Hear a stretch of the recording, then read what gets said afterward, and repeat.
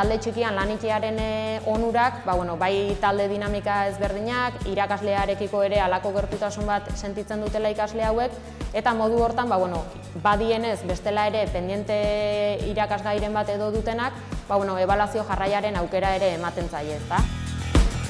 Gela arruntetan egonean oso galduta sentitzen nintzen, eta ez egon hainbeste gertutasun bai irakasleengan ez da zure gelakidengan. Dena probatzen nahi naiz, eta horrek behintzat motivazio asko zera handiago emate dizu.